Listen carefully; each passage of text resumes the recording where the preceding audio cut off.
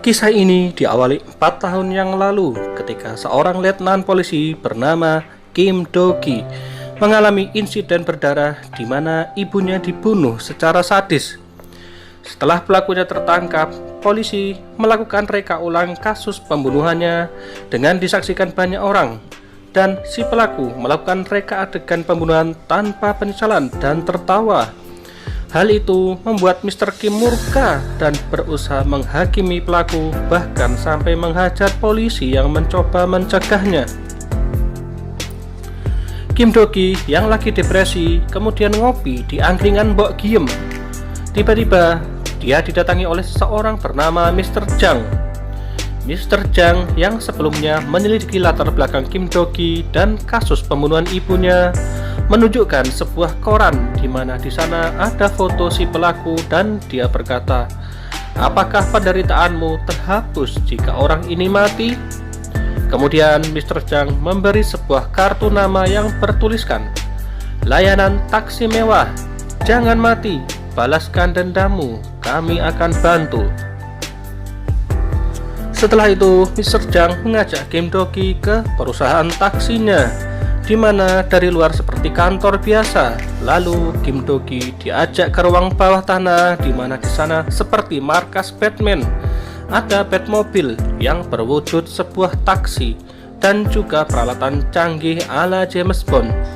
Kemudian Mr. Jang bercerita bahwa 20 tahun lalu orang tuanya dibunuh secara sadis di rumah ini, dan dia mempersiapkan semua ini untuk membalas orang-orang jahat dengan caranya sendiri, karena dia tidak percaya keadilan yang diberikan oleh polisi, jaksa, serta hakim.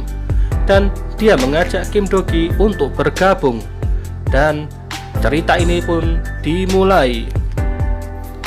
Seorang predator seksual bernama Cho Do-chul yang hukumannya dikurangi oleh pengadilan saat ini sedang dibebaskan.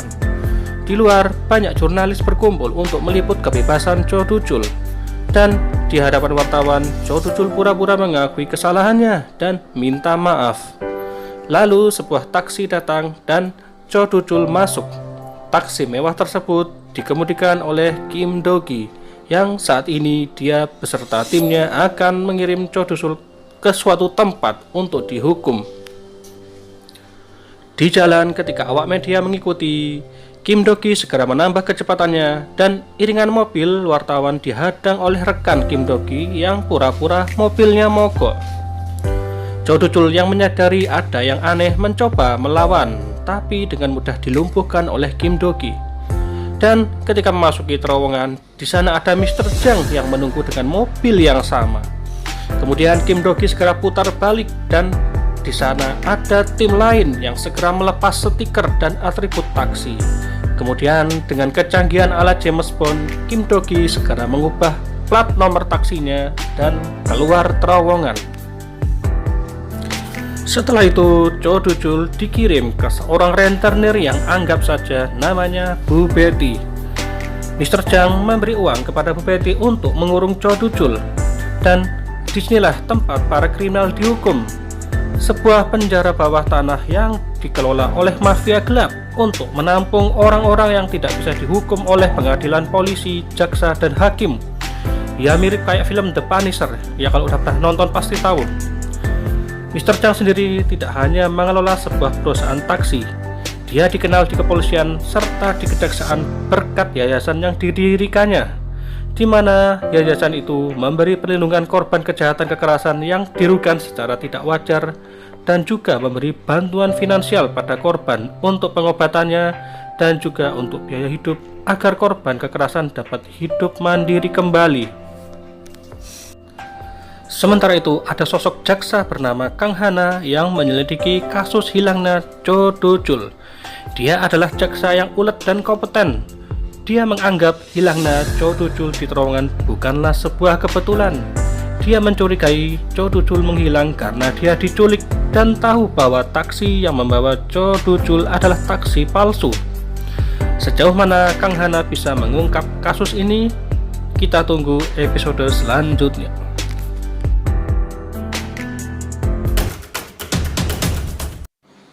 Kembali lagi ke tim layanan taksi mewah. Cerita kemudian berlanjut.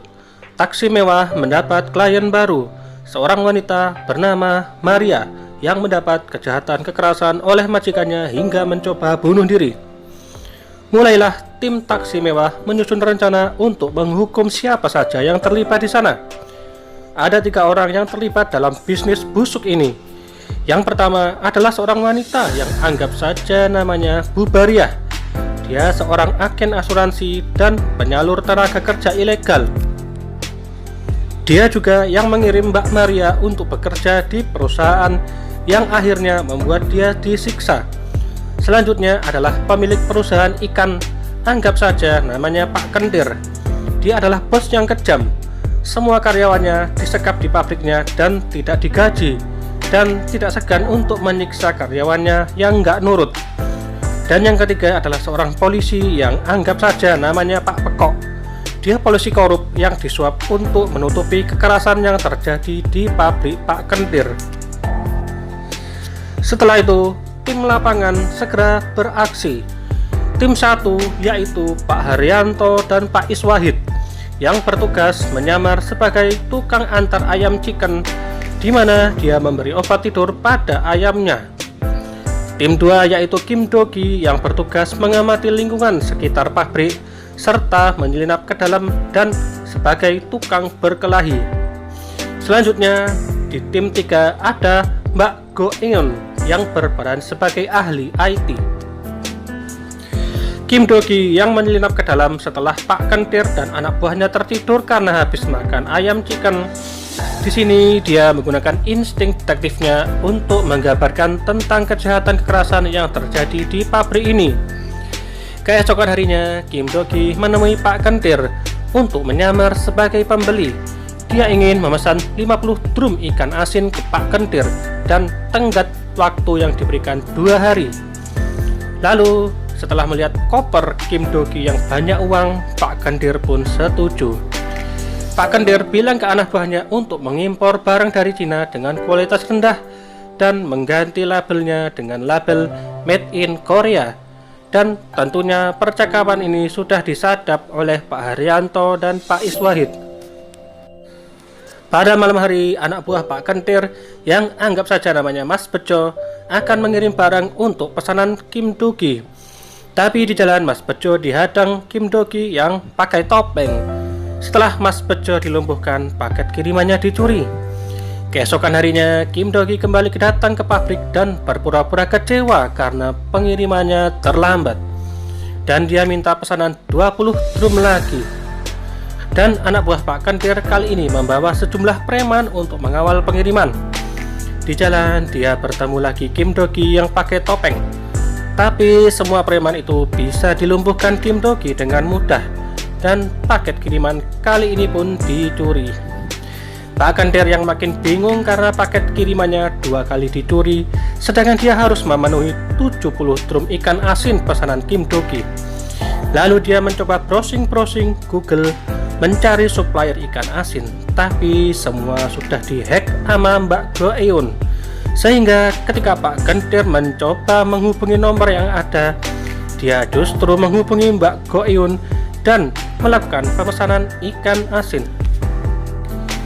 Dan Mbak Go Eun minta transfer uang dulu oleh Pak Kentir sebelum barang dikirim. Setelah uang ditransfer, barang dikirim oleh Pak Haryanto dan Pak Iswahid. Setelah itu, Kim Dogi datang dan menghajar Pak Kentir, lalu dimasukkan ember besar dan dikirim ke Bu Betty untuk dipenjara. Sementara itu, polisi korup yang bernama Pak Pekok dibuntuti oleh Kim Dogi. Lalu dengan mobil yang sudah dipasangi bemper besi, Kim Dogi menabrak mobil Pak Pekok sampai terbalik. Sementara itu Mr. Jang berkunjung ke kantor Bu Bariah untuk tanya-tanya, seolah-olah dia mau investasi asuransi. Kemudian Mr. Jang mengajak naik mobilnya. Bu Bariah yang senang karena dapat mangsa tidak tahu di dalam ada Pak Haryanto, dan Bu Bariah disetrum sampai pingsan. Dengan demikian tertangkaplah 3 orang jahat yang berperan dalam kejahatan kekerasan Mbak Maria, dan misi pun selesai. Kemudian Kim Do-gi segera mengembalikan pet mobilnya ke gua kelelawar tempat persembunyiannya. Sementara itu, Mbak Kang mendatangi Mr. Jang untuk bertanya-tanya seputar taksi mewah. Entah hanya sebatas tanya-tanya atau Mbak Kang sudah mencurigai Mr. Jang. Yang pasti Mr. Jang sudah mengantisipasi semuanya. Selanjutnya Mbak Kang sampai lembur di kantor untuk mengamati CCTV dan di sana dia mendapati sesuatu. Keesokan harinya Mbak Kang datang ke perusahaan taksi dan di sana dia bertemu untuk pertama kalinya sama Kim Do-gi. Lalu bersambung.